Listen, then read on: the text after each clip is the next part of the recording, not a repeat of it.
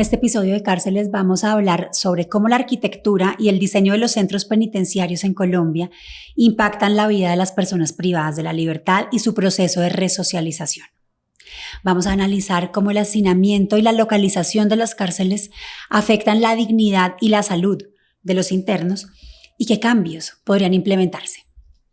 Para eso vamos a hablar con Laura Parada, experta en temas penitenciarios, quien ha investigado la habitabilidad en esos espacios de reclusión. Bienvenida, Laura. Cuéntanos cómo defines el concepto de habitabilidad en el contexto de los centros penitenciarios. Bueno, pues antes que nada, gracias por esta invitación. Y bueno, la habitabilidad en el entorno penitenciario tiene que pensarse desde dos enfoques. Por un lado está el enfoque físico, que tiene que ver todo lo que es la infraestructura, la seguridad, los diferentes mobiliarios que tú tienes para el espacio como tal, y también tenemos el enfoque psicosocial, que ya es cuando nos salimos como tal de la parte física y entramos realmente a lo que son los entornos propicios para la resocialización. No se puede tener habitabilidad únicamente con lo físico, únicamente a partir de muros. No puedes tampoco tener una prisión funcionando únicamente a partir de espacios que sirvan para la rehabilitación y la resocialización. Entonces tienes que tener un conjunto de las dos cosas. Y esa sería la habitabilidad, una vida digna en condiciones justamente de humanidad y en donde tenemos justamente un proceso que ayuda a las personas para la resocialización, que es justamente el fin de la pena. Porque es importante garantizar condiciones de habitabilidad dignas para las personas privadas de la libertad, incluso cuando están cumpliendo penas por conductas social y jurídicamente reprochables. Mira, yo realicé una investigación que justamente es mi trabajo de investigación más grueso en este tema y se llama el entorno en prisión como un factor directo para la resocialización. Y básicamente lo que nos habla desde diferentes ciencias, desde la neuroarquitectura, desde la psicología del ambiente, desde la psicología del color, o sea, el ambiente afecta la forma como las personas piensan, se comportan, se relacionan con las demás personas. Entonces, la habitabilidad y el entorno en el que tú estás es todo.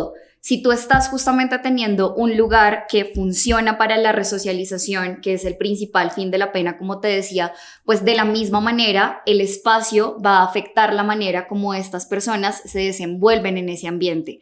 Y ahí precisamente es donde está el quick del asunto para que como los mismos espacios y el entorno pueden ser un facilitador del proceso de resocialización o también pueden ser un obstáculo y al contrario pueden generar un efecto desocializador porque precisamente estás rompiendo radicalmente con el ambiente y el principio de normalidad que deberían de tener las personas en estas condiciones. Entonces, si quieres resocialización, sí o sí tienes que garantizar condiciones dignas de habitabilidad. ¿De qué manera el diseño físico de una cárcel puede o contribuir o dificultar este proceso de resocialización? Por lo menos a mí me gusta mucho una postura que se tiene por lo menos desde el mayor de prisiones de Noruega, y era que esta persona decía, tú a partir del entorno le ofreces un trato a las personas. Si tratas a las personas como seres humanos, van a ser seres humanos, van a comportarse como seres humanos. Si las tratas como basura, pues evidentemente van a empezar a tener también comportamientos y cambios en su misma personalidad, en sus relaciones con quienes les rodean, que de la misma manera pues les van a perjudicar.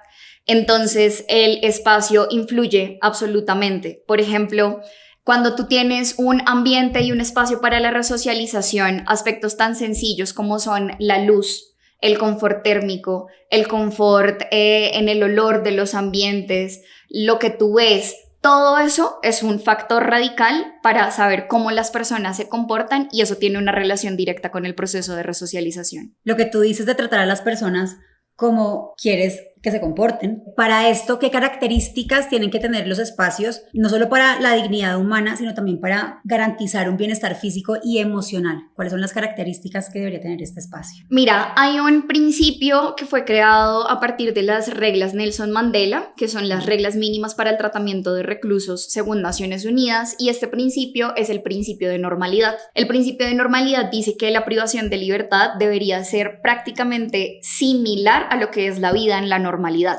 Entonces tú deberías de tener un espacio que justamente propicie de alguna manera la cotidianidad. ¿Y cómo tú propicias la cotidianidad? Pues primero, o sea, todo parte también desde el lugar, el colchón en el que tú te acuestas. Si tú tienes un colchón que, por ejemplo, está lleno de ácaros, que, mejor dicho, tiene 1000 pulgas, pues tampoco vas a poder descansar.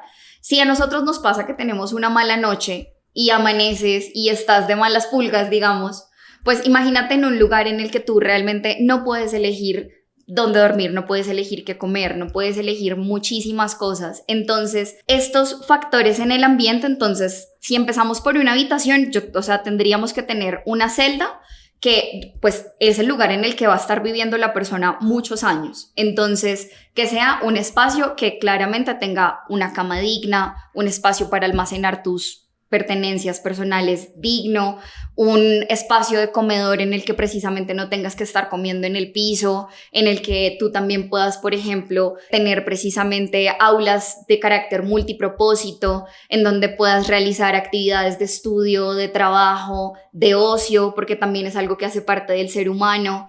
Entonces hay muchos factores y esto tú lo puedes empezar, tú puedes hacer de un ambiente más digno o menos digno a partir de cosas tan sencillas como es el color. Como es, por ejemplo, tener espacios lumínicos abiertos. Si tú tienes a una persona estudiando en un espacio totalmente oscuro, la persona no se va a poder concentrar, va a generar mucho más sueño. Los pisos más altos, por ejemplo, generan una mayor dispersión de la mente y generan más creatividad. Entonces, hay factores ambientales a partir de los cuales tú puedes crear exactamente el mismo ambiente que en este momento ya tenemos en las prisiones, pero generando mayores condiciones de dignidad y habitabilidad. Y aparte de este aspecto físico, el hacinamiento, que es un problema en la mayoría de las cárceles de Colombia, ¿cómo afecta esta habitabilidad y esta cotidianidad de la que estás hablando? Pues mira, el hacinamiento evidentemente implica que tú no puedas acceder a esos mínimos que por derecho, por el hecho de ser un ser humano, puedes acceder a ellos. Entonces, el hacinamiento implica básicamente un modo de supervivencia en el que estás compitiendo todo el tiempo por un mínimo, por poder acceder a una cama, por poder tener un cupo en un espacio de trabajo, resocialización o de educación. Estás peleando también, por ejemplo, por poder acceder a tu derecho a la salud. Entonces, el hacinamiento definitivamente, primero, es un obstáculo para que tú puedas acceder a los diferentes bienes y servicios que tiene la prisión. Y además de eso, el hacinamiento pues también implica un mayor desgaste de cualquier tipo de infraestructura. Entonces, lugares que fueron creados, por ejemplo, eso sucede mucho. Yo en este momento trabajo directamente con el sistema penitenciario y sucede que, digamos, en los ambientes sanitarios, los baños han sido creados para 50 personas. Cuando tú tienes hacinamiento, ese estándar para el que fue creado, pues lo estás sobrepasando radicalmente. Y eso que implica, pues que todas las cosas se deterioren terrible. Entonces, al final, obvio, termina siendo un obstáculo para tú tener dignidad y habitabilidad. Y en cuanto al hacinamiento, ¿qué medidas arquitectónicas o administrativas se podrían implementar para combatir este hacinamiento? Mira, el hacinamiento, yo sí creo que la lógica nos diría que la primera medida es arquitectónica en cuanto a generar, por ejemplo, un nuevo cupo, generar nuevos espacios, porque de alguna manera pues estarías creando mayor ambiente para que las personas estén allí. Pero un paréntesis. ¿Tú crees que serían entonces crear, si son más cupos, son más cárceles? Para allá voy. Ok. Cupo que se crea, cupo que se llena.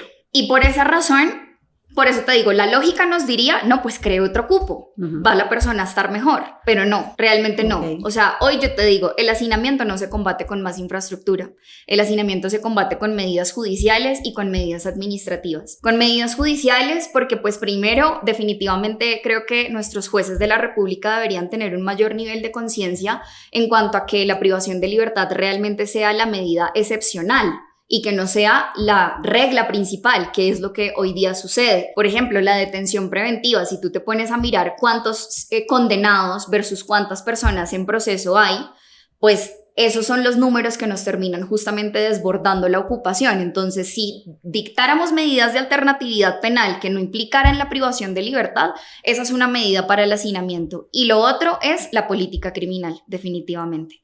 Ahí es donde realmente tú puedes encontrar la solución al hacinamiento más que en la infraestructura penitenciaria. En este momento en nuestras cárceles el 70% de la gente está condenada y el 30% está sindicada. ¿Esto sigue siendo así, esa cifra? Sí, exactamente. De hecho, o sea, en este momento liberar o solucionar la situación jurídica del 30% que está sindicado, ahí ya sería una gran solución. A corte de hoy, bueno, no tengo la cifra así súper precisa y exacta porque además la población penitenciaria se está moviendo, pero en este momento en el sistema penitenciario están privadas de libertad 102.000 personas. De esas 102.000, ponle tú, 82.000 son personas condenadas y pues el restante que tenemos son personas sindicadas o en 20%. Detención preventiva. Los cupos que en este momento tiene el sistema penitenciario son justamente para 80.000.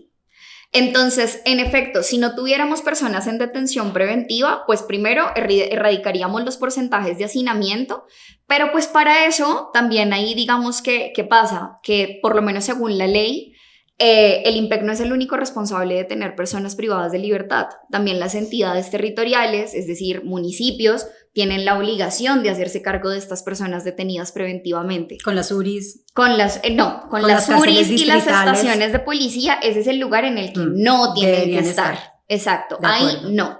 Lo que sí tiene que suceder es que las entidades territoriales generen sus propias infraestructuras, si es el caso de una detención preventiva, que vuelvo y digo debería ser una medida excepcional. Y ahí hay un vacío precisamente, en el que las entidades territoriales tienen que tomar una mayor agencia para también hacerse cargo de su parte, digamos, de población privada de libertad. Hay algo que para nadie es un secreto. Hay cárceles donde existen celdas privadas, accesibles, solo para las personas que pueden pagar. ¿Cómo impacta esto a la equidad y a la dinámica que está pasando entre los internos? No, pues este es un punto de inflexión en el que de alguna manera empiezas a replicar modelos de subordinación que definitivamente se convierten en un obstáculo, digamos como con todo lo que venimos hablando, para acceder a esos bienes y servicios que van a facilitar tu proceso de resocialización y que de verdad la resocialización está desde tu poder dormir en una buena cama. Entonces, cuando tenemos estos privilegios, que además de eso son privilegios que aparte surgen por muchos fenómenos de corrupción, lastimosamente, rompes definitivamente con la equidad. Y creo que además de eso tú tienes que tener en cuenta que en la prisión los mismos pabellones, los patios como se dividen, también replican de alguna manera esos mismos fenómenos jerárquicos y digamos de estratificación social que tú ves afuera. Al final, la cárcel es una mini ciudad en donde tú también vas a tener estratos altos, estratos bajos y de alguna manera eso definitivamente va a implicar que quienes tienen la posibilidad de acceder por medios económicos pues la van a tener más sencilla en tener mejores condiciones y de la misma manera quienes están en una peor condición socioeconómica, pues ahí sí como quien dice lo que para ellos debería ser un derecho, el tener un espacio, un cupo en un proceso de resocialización, acceder a salud, tener buena alimentación, todo eso deja de ser un derecho y se convierte en un privilegio. Y es casi que replicar lo feo que tenemos afuera, adentro. Por eso dicen que la cárcel representa a la sociedad, ¿no? Tal cual. No, pues sí, mira las cárceles y vas a ver, de alguna manera vas a tener una fotografía. De acuerdo. Bueno, ¿qué efectos tiene la ubicación remota? Hay cárceles que están ubicadas inapropiadamente. ¿Cómo afecta esto en la salud mental y física de los internos? Esto principalmente genera un fenómeno de desarraigo de las personas con sus familias y quiebres directos justamente en lo que es que el proceso de resocialización implica justamente también que tú no seas esa persona que de alguna manera te excluyen y te olvidan por allá en muy muy lejano, sino que de la misma manera tú puedas seguir teniendo contacto con el mundo de afuera, porque el proceso de resocialización implica una presunción de alguna manera de que tú en algún momento más tarde o más temprano vas a volver a estar otra vez en sociedad. Cuando ubicas estas cárceles súper remotas, pues primero vas a quebrar los lazos de la familia. eso ya va a tener una incidencia directa en el proceso de resocialización. Además de eso, por lo general, mira, si sucede en nuestros municipios que todavía no tenemos redes de acueducto para el agua potable, que no tenemos redes de alcantarillado, que no tenemos redes eléctricas, por regla general, casi siempre cuando estas prisiones se ubican en espacios súper periféricos, pues de la misma manera ese abandono estatal de alguna manera también se replica, porque de la misma manera tienes entonces establecimientos que tienen dificultades en el acceso a servicios públicos domiciliarios que son absolutamente esenciales. Y además de eso, también empiezas a bloquear el proceso de resocialización en cuanto a que las fuerzas profesionales, que son esos agentes que van y trabajan con las personas, como tú, por ejemplo, lo haces cuando llevas a tu equipo a tener diferentes actividades, entre tú más lejano lo pongas, también vas a hacer justamente que haya una distancia radical en poder llegar y llevarles estos pues procesos que de alguna manera benefician en su resocialización. Y aparte de la resocialización, este arraigo, cuando no lo tienen, este arraigo familiar que además es un derecho que ellos tienen, cuando no se cumple, ¿cómo influye esa separación de sus familias en este proceso de resocialización o rehabilitación? Y también cómo influye en el riesgo de reincidencia cuando salen. Mira, yo siempre he pensado que la verdad, el hecho de que una persona esté privada de libertad no significa que esté excluida de la sociedad, sino que es una persona que de alguna manera está tomando una pausa activa de otras maneras, y en esa medida, cuando tú rompes los lazos familiares, pues estás quebrando el tejido social que de alguna manera has buscado con tanto esfuerzo reconstruir, porque además de eso, pues también aquí hay que tener en cuenta que, por ejemplo, el hecho de las familias, la mayor parte de la población penitenciaria, pues son personas que en su mayoría están en escasez de recursos, las familias no los van a visitar cuando justamente tú tienes estos quiebres. Entonces, nada más eso empieza a quebrar y a ser un obstáculo en el proceso de la resocialización de la persona. ¿Y qué pasa? Que ¿cómo se conecta esto con la reincidencia? Que como tú tarde que temprano igual vas a tener que volver a sociedad. Entonces, cuando llegas, tú ya no vas a tener una red de apoyo que de alguna manera te reciba. Y si tú no tienes una red de apoyo que te reciba, pues ¿a dónde vas a pedir auxilio para que te reciban a pasar la primera noche en libertad? De alguna manera, casi que estás generando un incentivo para que la persona, sea como sea, se las termine rebuscando para volver a estar en esa vida en sociedad, y ese sea como sea muchas veces puede terminar rayando justamente en reincidir, pero ya por cuestiones de marginalidad, o porque, ponle tú, quebraste los lazos con la familia, pero afuera sí la está esperando el grupo armado organizado que en su momento lo reclutó, y como eres un eslabón tan reemplazable, pues entonces venga que acá yo sí le tengo trabajito, y venga que yo acá también lo puedo recibir para que pues usted esté tranquilo, ya que su familia no lo quiso recibir. Entonces ahí hay muchos fenómenos sociales también que se conectan precisamente con ese quiebre del tejido social y que obvio van a minar el proceso de resocialización. Teniendo en cuenta esto que nos dices, ¿qué principios básicos deberían guiar como el diseño y la construcción de las cárceles en Colombia? Yo aquí quiero ser reincidente en el principio que te dije, el principio de normalidad, y creo que para tú poder replicar justamente una infraestructura penitenciaria que se asemeje mucho más al mundo de afuera, pues primero yo empezaría por utilizar el color. Definitivamente, o sea, porque además es una medida absolutamente sencilla y que no implica una disposición presupuestal, digamos, absurda, y que tú con el color en el ambiente sí puedes hacer un cambio radical, y la psicología del color lo ha estudiado, o sea, en eso no soy yo experta, hay personas que lo han dicho de una manera mucho más precisa. Creo que también es indispensable, por ejemplo, llevar la naturaleza adentro de los establecimientos penitenciarios, porque cuando tú también tienes ese quiebre en el que estás en 4 muros y pierdes esa sensibilidad por la vida, por alegrarte por el simple hecho de ver el color de una flor, por tener contacto con las mariposas, o sea, esto suena muy hippie, pero realmente tiene una incidencia directa en el comportamiento de las personas. Y creo que también el otro aspecto que definitivamente replicaría es mucha más creación de aulas multipropósito, porque ¿qué pasa? Por lo general en los establecimientos penitenciarios, pues bueno, aquí como dato ñoño, de los 126 establecimientos penitenciarios que nosotros tenemos en Colombia, en realidad más o menos el 80% son lugares que no fueron creados para ser prisiones, sino que eran espacios como colegios abandonados, hospitales, centros psiquiátricos que en su momento se dejaron abandonados, no tenían dónde meter a más personas con este aumento pues irracional de las penas y las medidas privativas de libertad, y terminaron dejando a las personas en estos lugares. ¿Qué pasa? Que como no son lugares que se crearon para la privación de libertad, no tienen el enfoque de la resocialización, sino únicamente de la seguridad. Simplemente es tener a la persona encerrada. Entonces creo que un principio absoluto debería ser la creación de aulas multipropósito, y que estas aulas multipropósito tengan una conexión directa con el mundo de afuera. Por ejemplo, ponle tú, tener un teatro. Tú podrías pedirle a la comunidad y llamar a la comunidad a que vengan a una obra, y de la misma manera estás teniendo adentro un proceso activo de resocialización. ¿Qué pasaría si tuvieras, por ejemplo, una plaza de mercado? Empezarías a crear justamente conexiones. Entonces, y ahí, si te das cuenta, se conecta todo lo que te he dicho: el color, la naturaleza y los espacios multipropósito. Esos creo que serían los principales derroteros que en este momento yo siento que son 100% implementables en nuestro sistema penitenciario. ¿Hay algún ejemplo internacional de diseño penitenciario exitoso que podríamos replicar acá en Colombia? Sí, a mí me gusta mucho, creo que el mejor ejemplo que existe, y de hecho hay muchos documentales que lo muestran, es la prisión de Halden, me excusan ahí la pronunciación, de Noruega. De Noruega. Exactamente.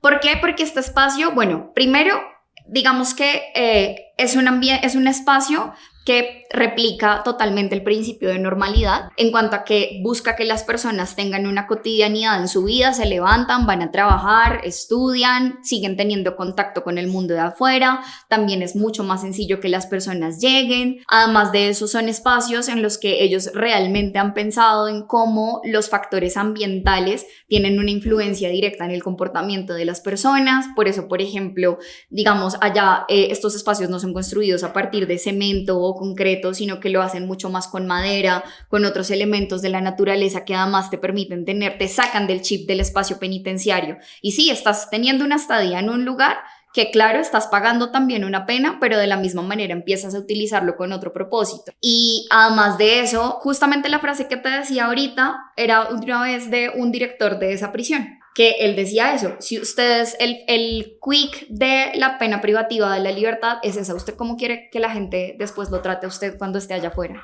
Si quiere que lo traten como otro ser humano, trátelos también como personas. Si no, pues haga todo lo contrario. Sí, digamos, se podrían incluir como las comunidades, las familias, las organizaciones sociales en todo este diseño y planificación penitenciario. Creo que es como una buena idea involucrarlos a ellos para que digan cómo se diseña esto. Mira, yo siento que de pronto en el proceso de diseño sería sinceramente muy complejo llegarlos a incluir. Pero una vez tú tienes el espacio, los espacios son mutables. Y en esa medida tú sí puedes justamente traerlos a esa sociedad de afuera, traerla adentro. Porque ¿qué pasa? Con este tipo de aulas multipropósito que te menciono, yo en especial me imagino mucho como, digamos, yo siento que si tú tuvieras un espacio penitenciario en el que en el mismo establecimiento tuvieras cultivos que brindaran seguridad alimentaria para quienes ya están adentro privados de libertad, y que de la misma manera, por ejemplo, ponle tú tuvieran un excedente que se pudiera vender afuera.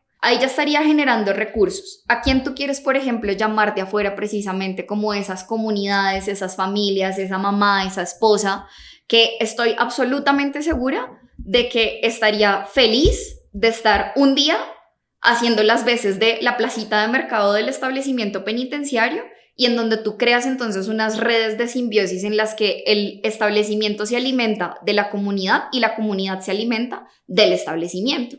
Entonces ahí es donde tú puedes empezar a hacer los espacios mutables, y siento que eso tú lo puedes replicar con un montón de ideas. O sea, que sean no solo los centros de reclusión, sino también centros productivos. Sí, absolutamente. Y para cumplir el objetivo de la pena, que es resocializar, para que una cárcel pueda no solo ser un centro de reclusión, sino un centro productivo, ¿qué tan importante es el papel de la arquitectura en esto? Pues total. Por ejemplo, si tú construyes un establecimiento penitenciario en el que tú dejas cero espacio verde, vas a minar de alguna manera la posibilidad de que en algún momento tú puedas tener un ámbito productivo de carácter agrícola, o incluso de carácter pecuario, en el que tú puedas, por ejemplo, tener animales dentro del mismo establecimiento, que es algo que, por ejemplo, hoy día sucede en la colonia agrícola de Acacías y también en algunos establecimientos en donde tienen la posibilidad de que, como estamos en áreas rurales, pues puedes traerlo. Pero imagínate que, por ejemplo, desde la arquitectura tú pongas un muro perimetral,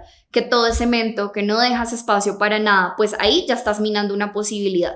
Si además de eso, por ejemplo, hablemos de ámbitos de producción industrial, que es algo que manejan mucho en Estados Unidos. Al interior de los establecimientos producen, por ejemplo, todos los uniformes para las fuerzas militares, producen también las placas, por ejemplo, de los carros, o sea, tienen una industria de producción textil, metalúrgica, que si tú desde la arquitectura misma creas y diseñas espacios, que yo no te diría, vamos a diseñar un taller de producción industrial. Yo por eso te hablo mucho de aulas multipropósito, porque tienes que tener la posibilidad de acuerdo al contexto en el que estás, pues de la misma manera el territorio te va a decir qué es lo que se necesita, qué es lo que es más fértil allí, y por esa razón tú tienes ahí la posibilidad de tener espacios que de alguna manera se adapten a las necesidades y no que sea un diseño que además de eso imponga, por ejemplo, como no, vamos a tener, por ejemplo, no sé, espacios de producción apícola. Y resulta que en ese espacio tú no puedes tener ni medio animal porque, por ejemplo, el calor es impresionante. Entonces, tú tienes que también comunicarte con el territorio y la infraestructura y la arquitectura permiten eso. Permiten que de alguna manera tú empieces a tener esa intercomunicación y que vuelvas a hacer del espacio algo productivo y no solo una prisión. Y por último, ¿qué mensaje le darías tú a las autoridades, a los diseñadores de las cárceles sobre la importancia de considerar la dignidad, la habitabilidad en los centros penitenciarios como parte fundamental de una política criminal efectiva? Mira, yo creo que el principal mensaje es: nosotros no somos quienes imponemos el castigo. Eso ya lo hizo un juez. Estás súper fuera de base si tú crees que con tu profesión vas a ser el replicador del castigador. Sí, o sea, si quieres ser el castigador 3000, este no es tu lugar, porque el castigo ya fue impuesto por un juez. En esa medida, tu función y tu labor es precisamente el pensar en, bueno, si yo tengo a esta persona y el día de mañana yo me la cruzara por la calle, ¿a quién me gustaría encontrarme a mí? Y si de esa manera yo tengo algo en mis manos que con mi profesión, que con mi conocimiento y mi saber puedo hacer la diferencia, pues definitivamente aquí es donde es el llamado increíble a ser interdisciplinarios, a comunicarse con otras disciplinas, a generar ideas que realmente piense que de alguna manera tener a una persona privada de libertad es absolutamente costoso. Si tú puedes generar ideas que permitan la autosostenibilidad, la seguridad alimentaria, la resocialización, eso también te termina impactando a ti como sociedad.